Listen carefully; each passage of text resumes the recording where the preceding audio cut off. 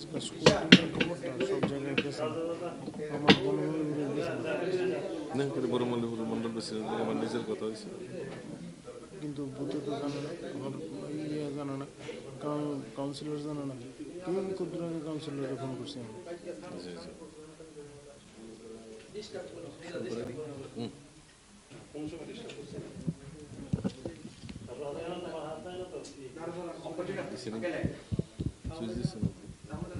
সুনীত ওই ইয়ার সুইচটা দিচ্ছে না,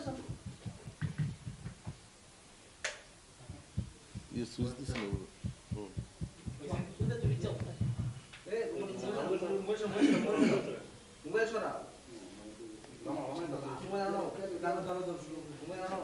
সকল মিডিয়া বন্ধুদের শুভ অপরাহ্ন। আপনাদের সবাইকে এখানে স্বাগত এবং শুভেচ্ছা জানিয়ে, আপনারা অবগত আছেন আগামী 18ই ডিসেম্বর আমাদের রাজ্যে দেশের যশস্বী প্রধানমন্ত্রী মাননীয় নরেন্দ্র মোদীজি আসছেন। এই বিষয়কে কেন্দ্র করে আপনাদের সঙ্গে কিছু বিষয় শেয়ার করার জন্যে আমাদের মধ্যে আজকের এই সাংবাদিক সম্মেলনে উপস্থিত রয়েছেন ভারতীয় জনতা পার্টি ত্রিপুরা প্রদেশের মাননীয় সভাপতি শ্রী রাজীব ভট্টাচার্য মহোদয়, উপস্থিত রয়েছেন আমাদের মুখপাত্র শ্রী নবেন্দু ভট্টাচার্য মহোদয়। আমি প্রথমেই মাননীয় রাজ্য সভাপতি মহোদয়কে বিনম্র অনুরোধ করব আপনাদের সঙ্গে এই যশস্বী প্রধানমন্ত্রী নরেন্দ্র মোদীজির ত্রিপুরা সফরকে কেন্দ্র করে কিছু বিষয় আপনাদের সঙ্গে শেয়ার করার জন্য। মাননীয় সভাপতি মহোদয়।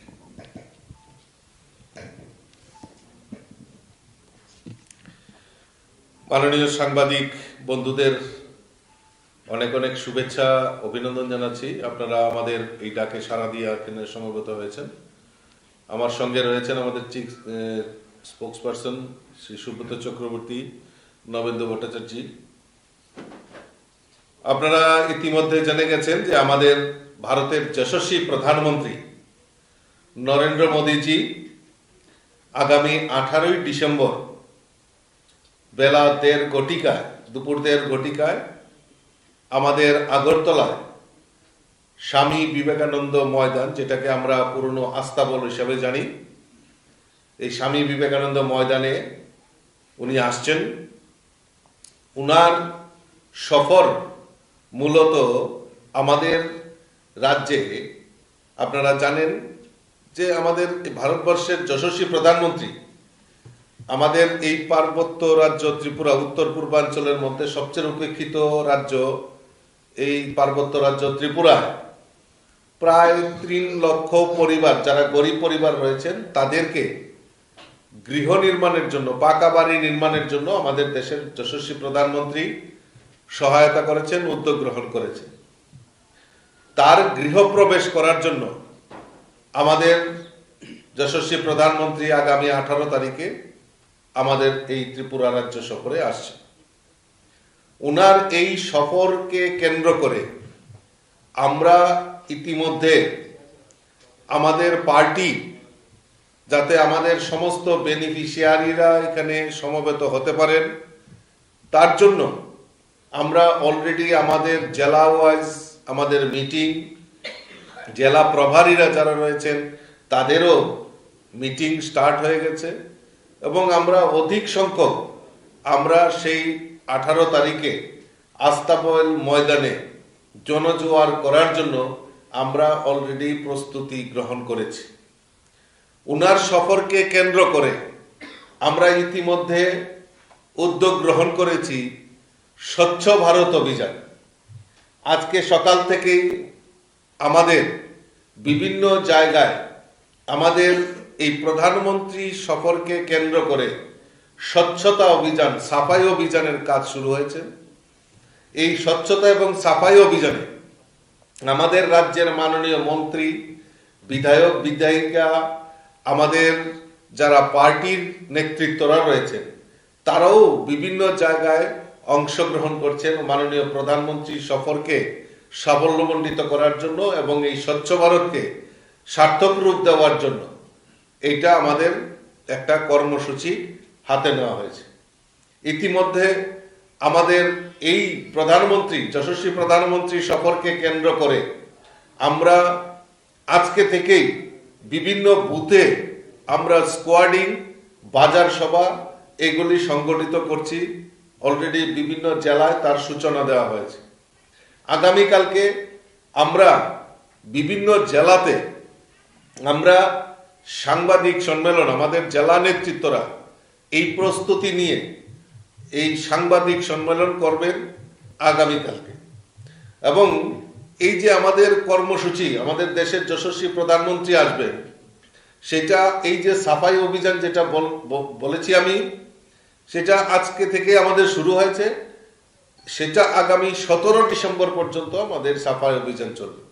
এবং আমাদের যে স্কোয়াডিং, বুথে বুথে যে আমাদের স্কোয়াডিং, মোদিজিকে ওয়েলকাম জানিয়ে যে শোভাযাত্রা, সেটা আমাদের আগামী 17 তারিখ বিকাল সন্ধ্যা অবধি সেটা আমাদের সংগঠিত হবে।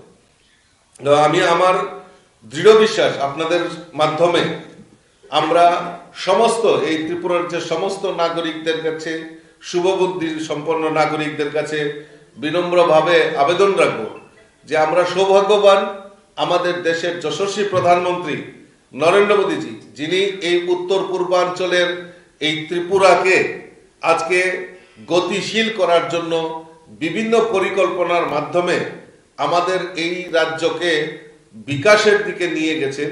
তাই আমি আবেদন রাখবো আপামর জনসাধারণ এবং নাগরিকদের কাছে যে আমরা 18 ডিসেম্বর বেলা 1:30 ঘটিকায় আস্তাবল ময়দান, যেটাকে আমরা স্বামী বিবেকানন্দ ময়দান হিসাবে জানি, সেখানে উপস্থিত থেকে এই জনসভাকে সাফল্যমণ্ডিত করার জন্য এবং আমাদের দেশের যশস্বী প্রধানমন্ত্রীজিকে শোনার জন্য আপনাদের উপস্থিতি একান্তভাবে কামনা করছি।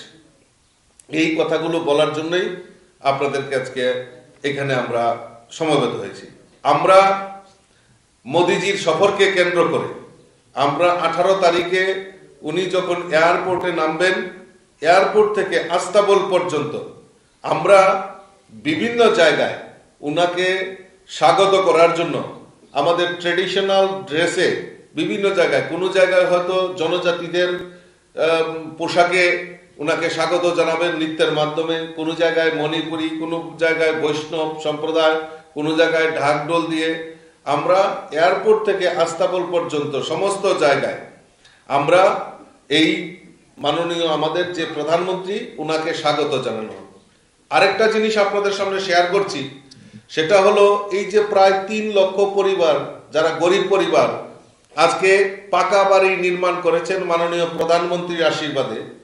তো সেদিন যখন আমাদের সেদিন গৃহপ্রবেশ হবে, তারপর বিকালবেলায় বাড়িতে ফিরে সন্ধ্যার সময় ওই যে প্রধানমন্ত্রী আবাসন যোজনায় নূতন ঘর গৃহ নির্মাণ হয়েছে তার সামনে সেখানে একটা প্রদীপ জ্বালিয়ে একটা, যাতে আমরা তার শুভ কাজ আমরা করি, প্রদীপের জ্বালিয়ে ঘর আলোকিত করি আমরা।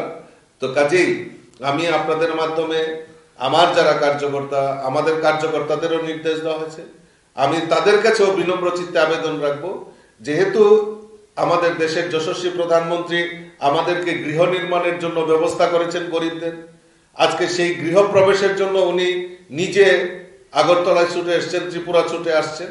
তো একটাই শুধু আবেদন রাখবো বেনিফিশিয়ারিদের কাছে, যাতে ওই দিন একটা ঘরের মধ্যে প্রদীপ জ্বালিয়ে আমরা যাতে আলোর উৎসব আমরা সেদিন পালন করি, তার জন্য আপনাদের মাধ্যমে ওনাদেরকে আমি অনুরোধ রাখছি।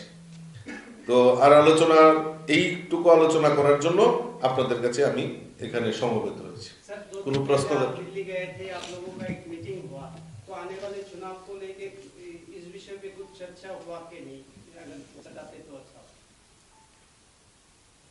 हिंदी में बोलना है না বাংলা? হ্যাঁ, আপনারা নিশ্চয়ই অবগত আছেন যে গত কিছুদিন আগে আমাদের পুরা টিম আমরা সেই দিল্লিতে গিয়েছিলাম এবং নির্বাচনী রণকৌশল 2023-এ আমাদের ভারতীয় জনতা পার্টি সরকার ত্রিপুরার যে পুনঃপ্রতিষ্ঠা করতে হবে এবং সেটা হবে। তো এই তার রণকৌশল এবং নীতি নির্ধারণ করার জন্যই আমাদের সেখানে উচ্চ পর্যায়ে বৈঠক সেখানে সংগঠিত হয়। ইতিমধ্যেই আমাদের বিভিন্ন নেতৃত্বরা এই ত্রিপুরা রাজ্য সফরের একটা সূচি আমরা ইতিমধ্যেই রাখবো আপনাদের সামনে। মাননীয় প্রধানমন্ত্রী তো তার শুরুয়াত করে দিয়েছেন, তারপরও দেখবেন ধীরে ধীরে আপনাদের সামনে আরো যারা আমাদের কেন্দ্রীয় নেতৃত্বরা আসার যে সূচি আপনাদের সামনে রাখবো। রাজীব বাবু বলেছেন যে 2023-এ এই সরকারকে পুনঃপ্রতিষ্ঠিত করার জন্য যে রণকৌশলটা তৈরি করার জন্য এই বৈঠকটি ছিল, তো 18তে যে সরকারটি হয়েছিল সেটি বিজেপি আইপিএফটি সরকার, তো বিজেপি আইপিএফটি সরকার কি পুনঃপ্রতিষ্ঠিত হবে না বিজেপি সরকার প্রতিষ্ঠিত হবে? দেখুন, আমরা ভারতীয় জনতা পার্টি জোট ধর্ম কিভাবে প্রতিপালন করতে হয় সেটা ভারতীয় জনতা পার্টি একটা ইতিহাস রয়েছে। আমাদের প্রয়াত প্রাক্তন প্রধানমন্ত্রী অটল বিহারী বাজপেয়ীজি এনডিএ দল গঠন করেছিল, 24টা দল নিয়ে সরকার পরিচালিত হয়েছিল এবং আমাদের বিভিন্ন সময়ে বিভিন্ন ইস্যু আমাদের ছিল, কিন্তু এনডিএ জোট কিভাবে রক্ষা করতে হয় এখনো আমাদের এনডিএ জোট রয়েছে, আমাদের শরিক দলরা রয়েছে। তাই এই ত্রিপুরা রাজ্যেও আইপিএফটি আমাদের একটা শরিক দল। আইপিএফটি বিগত দিনে ছিল, আমাদের সঙ্গে এখনো রয়েছে, আশা করি আগামী দিনেও থাকবে, আগামী দিনেও তাদেরকে নিয়ে আমরা সরকার গঠন করব।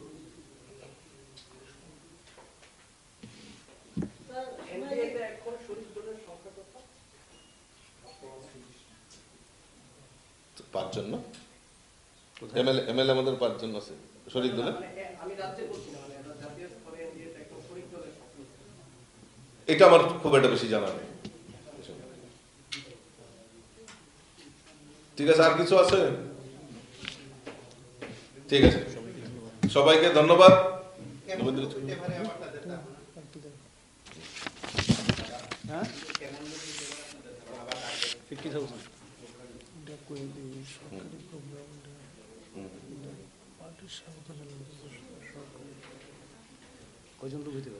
আমরা টার্গেট রাখছি প্রায় 50,000।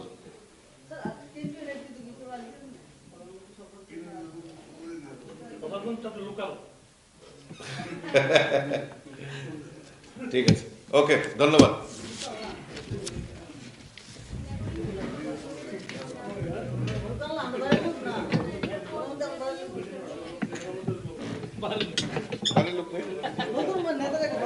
প্রধানমন্ত্রী